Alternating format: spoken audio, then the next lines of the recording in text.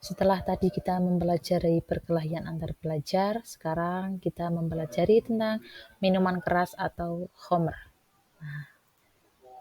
Apa itu minuman keras atau khamr? Nah, di sini bisa kita lihat pengertian minuman keras. Jenis minuman atau makanan yang dapat memabukkan dan menghilangkan kesadaran seseorang atau segala sesuatu yang memabukkan atau merusak akal sehat. Rasulullah Shallallahu Alaihi Wasallam bersabda, setiap yang memabukkan adalah khamr dan setiap khamr adalah diharamkan.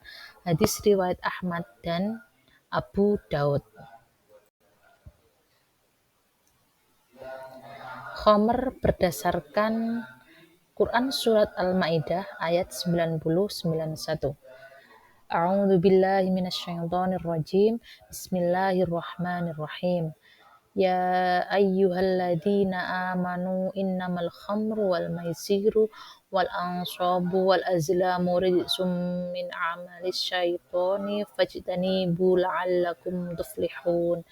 Innama yuridu syaitanu ayyuqi'a bainakumul adawata wal baghdha'a fil khamri wal maisiri wa yusaddakum an dzikrillahi wa anis sholati fahal antum muntahun. Wahai orang-orang yang beriman, sesungguhnya minuman keras, berjudi, berkurban untuk berhala, dan mengundi nasib dengan anak panah adalah perbuatan keji dan termasuk perbuatan syaitan. Maka jauhilah perbuatan-perbuatan itu agar kamu beruntung. Dengan minuman keras dan judi itu, setan hanyalah bermaksud menimbulkan permusuhan dan kebencian di antara kamu dan menghalang-halangi kamu dari mengingat Allah Subhanahu wa taala dan melaksanakan sholat, dan tidaklah kamu mau berhenti.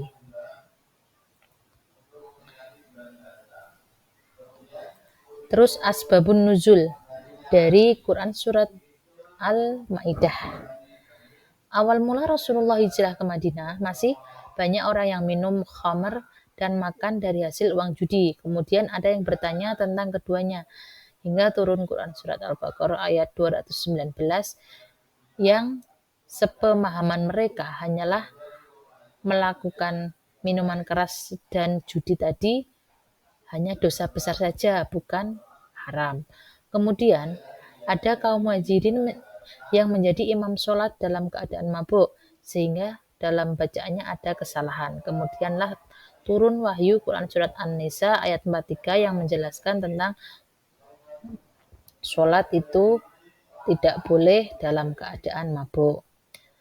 Walaupun sudah turun ayat tersebut, ternyata masih ada yang melakukan minum khamr lagi. Allah kemudian menurunkan Quran Surat Al-Ma'idah ayat 90 dan 91 tentang larangan tegas meminum khamr.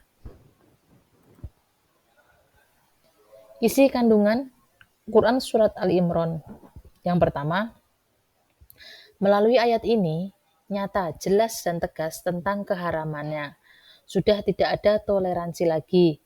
Yang kedua, dalam mengharamkan sesuatu, Allah selalu memberi manusia ruang untuk berpikir terlebih dahulu, sehingga memunculkan kesadaran dalam hal yang perlu dijauhi dan perlu dilaksanakan. Yang ketiga, minum khamr, judi, mengundi nasib dengan anak panah adalah tradisi jahiliyah yang merupakan keburukan dan harus ditinggalkan. Yang keempat, larangan minuman khamr, judi, karena mempunyai dampak yang negatif. Yang kelima, dalam memperbaiki diri, sebaiknya didahulukan aspek akhlak karena sangat berpengaruh terhadap keberlanjutan dalam kehidupan di masyarakat. Yang keenam, manusia diberi akal untuk berpikir hal mana yang baik dilakukan dan ditinggalkan, sebab itulah yang menjadi pembeda dari makhluk yang lainnya. Sikap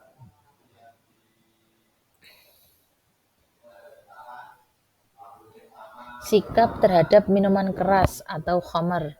Begitu berbahayanya khamr dalam kehidupan pribadi, keluarga, masyarakat, termasuk keberlangsungan bangsa dan negara, maka sikap yang tepat yang perlu dilakukan adalah tidak mencoba-coba memakai atau meminum khamr. Karena di dalam Al-Quran sudah dijelaskan setetes aja sudah haram, apalagi satu gelas ataupun satu botol. Yang kedua, khamr, judi, berkorban atau mempersembahkan sesuatu untuk berhala dan mengundi nasib, semua itu adalah perbuatan tercela. Jadi dalam realitas sosial sekarang ini banyak orang-orang yang ingin meramalkan nasibnya atau ingin tahu bagaimana ke depannya, sehingga datang kepada orang-orang yang dianggap pintar atau orang-orang yang bisa meramal dengan kartu-kartu seperti itu. Itu harus ditinggalkan karena termasuk perbuatan tercela. Yang ketiga, mengedepankan pola hidup bersih, lahir batin, menjauhi sikap dan perilaku yang menjadikan kehidupan menjadi rugi. Selanjutnya, mengedepankan perilaku akhlak terpuji dalam kehidupan sehari-hari. Sampai sini penjelasan tentang minuman keras atau khamr. Selanjutnya yaitu tentang narkoba. Apa itu narkoba? Oke, kita simak ya secara bersama-sama. Narkoba dalam Islam. Istilah narkoba di dalam Al-Quran memang tidak ditemukan padanannya. Meskipun begitu, tidak berarti Islam tidak menjelaskan. Istilah ini harus didekati melalui kias, yakni satu masalah yang belum ada nasnya, dicarikan padanan dengan masalah yang sudah ada nasnya.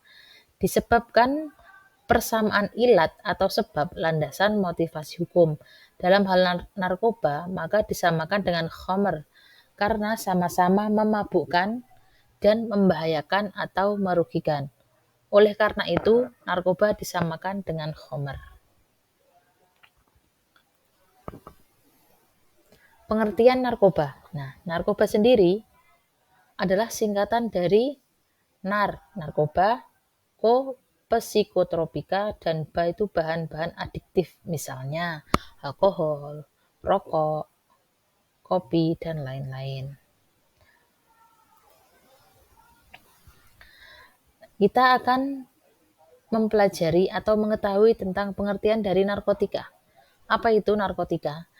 Narkotika adalah zat atau obat yang berasal dari tanaman atau bukan tanaman, baik sintetis maupun semi-sintetis, yang menyebabkan penurunan atau perubahan kesadaran, hilangnya rasa, mengurangi sampai menghilangkan rasa nyeri, dan dapat menimbulkan ketergantungan yang dibedakan ke dalam golongan-golongan, sebagaimana terlampir dalam Undang-Undang Nomor 35 Tahun 2009 tentang narkotika. Terus selanjutnya yaitu psikotropika. Psikotropika adalah zat atau obat baik alamiah maupun sintetis, bukan narkotika, yang berkhasiat psikoaktif melalui pengaruh selektif yang susunan saraf pusat yang menyebabkan perubahan khas pada aktivitas mental dan perilaku. Ini menurut Undang-Undang Nomor 5 Tahun 1997 tentang psikotropika. Selanjutnya, zat adiktif. Apa itu? Obat serta bahan-bahan aktif yang apabila dikonsumsi oleh organisme hidup, maka dapat menyebabkan kerja biologi serta menimbulkan ketergantungan atau adiksi yang sulit dihentikan dan berefek ingin menggunakan secara terus-menerus. Penyalahgunaan narkoba. Penyalahgunaan narkoba adalah penggunaan narkoba di luar keperluan medis tanpa pengawasan dokter maupun perbuatan melanggar hukum. Ini menurut Pasal 59 Undang-Undang Nomor 5 Tahun 97 tentang psikotropika serta Pasal 84, 85, dan 86 Undang-Undang Nomor 27 Tahun 97 tentang narkotika. Penyalahgunaan narkoba merupakan gangguan perilaku dan perbuatan antisosial seperti berbohong, membolos, malas, seks bebas, mencuri, melanggar aturan, tidak disiplin, merusak, melawan orang tua dan guru, suka mengancam dan berkelahi, sehingga mengganggu ketertiban, ketentraman, dan keamanan bagi banyak pihak.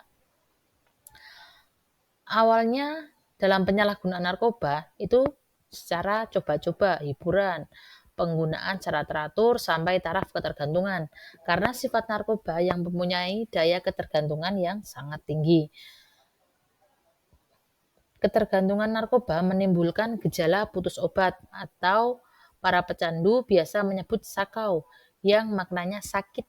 Keadaan tersebut sangat menyakitkan dan menimbulkan penderitaan yang luar biasa yang disebabkan tidak bisa membeli narkoba lagi dikarenakan harganya sangat mahal.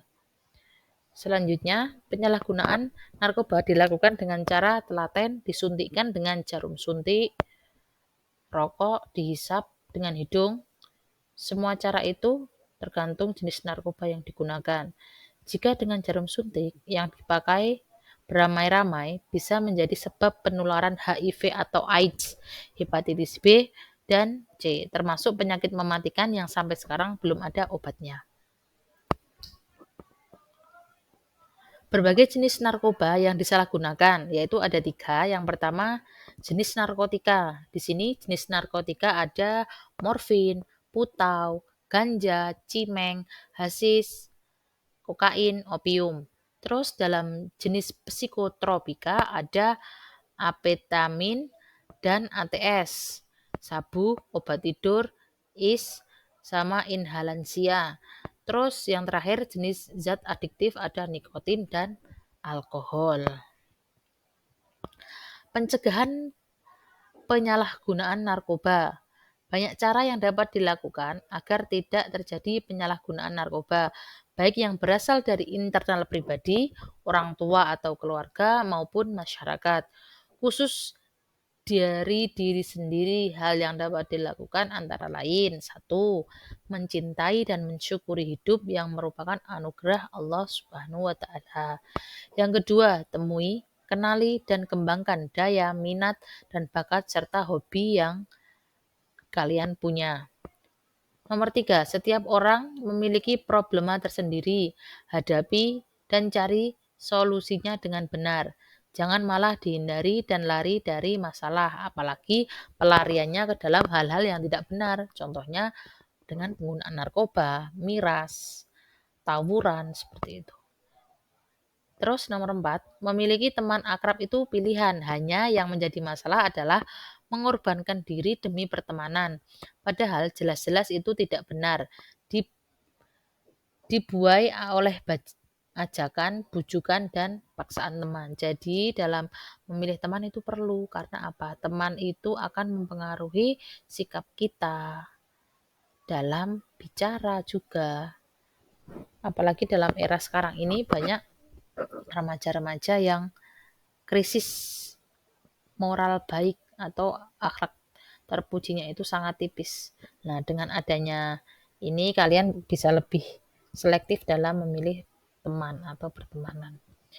Selanjutnya, berani berkata tidak serta menolak ajakan teman untuk penyalahgunaan narkoba atau perbuatan lainnya yang menentang ajaran Islam dan hukum. Selanjutnya, pencegahan penyalahgunaan narkoba dimulai dari lingkungan orang tua atau keluarga, sekolah, komunitas, tempat kerja, sampai masyarakat yang luas, melalui kegiatan komunikasi, informasi, dan edukasi dengan menggunakan beragam media. Jadi kalau ada di sekolah ada sosialisasi tentang stop narkoba atau tentang penyalahgunaan zat-zat yang dilarang seperti tadi psikotropika, zat adiktif, seperti itu kita harus mengikuti biar tahu, oh ini dilarang karena berbahaya dan sangat merugikan diri sendiri. Ciptakan lingkungan keluarga dan sekolah yang sehat, harmonis, peduli, terbuka, penuh perhatian dan tanggung jawab serta kasih sayang. Dari sini kita bisa lihat lingkungan keluarga itu sangat menentukan. Kalau di keluarganya itu hangat, semua terbuka, tidak ada yang ditutupi, pasti anak akan nyaman bercerita dengan orang tuanya, akan menjadikan orang tuanya sebagai teman, sebagai sahabat, sebagai mentor, sebagai motivator, seperti itu ya. Terakhir, jangan merokok dan minuman keras atau miras karena menjadi pintu awal penyalahgunaan narkoba. Ya, jadi kalian para pelajar harus pintar, harus smart dalam memilih lingkungan dalam bergaul, memilih konten-konten dalam media sosial yang baik, terus memilih pergaulan mungkin sesama lawan jenis yang baik, tidak terjerumus ke dalam hal-hal yang tidak diinginkan. Karena kalian remaja itu masih panjang, masih punya cita-cita yang ingin digapai. Gunakan kesempatan sekolah ini dengan sebaik-baiknya, bisa kalian menggunakan dengan banyak menimba ilmu-ilmu yang bermanfaat, baik di sekolah atau di luar sekolah. Maksimalkan, ketahui minat dan bakatmu, biar kalian punya skill yang nanti akan bisa menaikkan derajatmu. Segala jenis obat psikotropika dan narkotika, meski tidak mengandung alkohol, ia tetap haram digunakan sebab dampak negatifnya sangat buruk sekali, baik dilihat dari sisi akal pikiran, kesehatan, harta benda, maupun kepribadian bagi semua. Narkoba menjadi hal serius jika tidak ditangani dengan komprehensif atau terpadu dan menyeluruh, bukan hanya mengakibatkan kerugian ekonomi, tapi juga degradasi sumber daya manusia. Lost generation.